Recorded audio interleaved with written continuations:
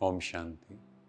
जब भी लाइफ में कोई प्रॉब्लम आती है तो हर कोई कहता है कि मेडिटेशन करो, पर याद किसे करना है, मेडिटेशन करनी कैसे है, ये कोई नहीं सिखा रहा। तो आज हम जानेंगे राजयोग मेडिटेशन। इसे राजयोग क्यों कहा जाता है?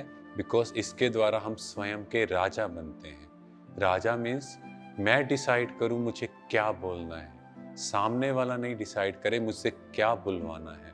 मेरे हाथ सदा देने के लिए उठें, मेरी आंखें सदा मैं जो चाहूं देखना वही देखूं, कुछ गलत ना देखूं। और राजयोग मीन्स ये सब योग का राजा है, क्योंकि इसमें सब प्रकार के योग समाये हुए हैं। क्योंकि आज तक जो हमने योग किया, हमने समझा कि फिजिकल योगा उसी को योग कहा जाता है, पर योग माना जुड़ना।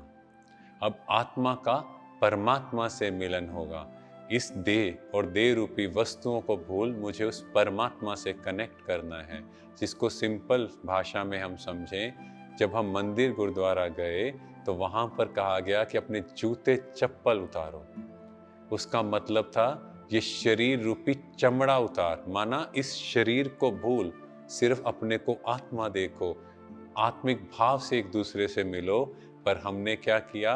वो बेल्ट शूज उतार अंदर गए बस, और उसको याद किया, पर ये भूल गए कि इस शरीर को भूलना है। तो राजयोग का सबसे पहला मूल सिद्धांत, अपने को आत्मा समझ उस परमात्मा को याद करेंगे, तो जैसी उससे फ्रीक्वेंसी मैच करेगी तो energy always flows from highest to lowest. तो एनर्जी मेरे ऊपर फ्लो करेगी और शांति, सुख, प्रेम का सागर, और मैं इन गुणों और शक्तियों का अनुभव करूंगा। अब उस परमात्मा को याद करने के लिए कोई ऐसा नहीं है क्रॉस लेग बैठना है, नहीं। पिता को याद करना है तो चलते फिरते काम करते हर चीज में उसको याद कर सकते हैं। भोजन बना रहे हैं तो भी, तो जब मैं उसकी याद में कोई काम करूंगा तो उसके गुण और शक्तियां मेरी मदद करेंगी, जिससे वो काम बहुत सहजता से हो जाएगा। उसकी एनर्जी वो काम में परफेक्शन लाएगी। Thank you. ओम शांति।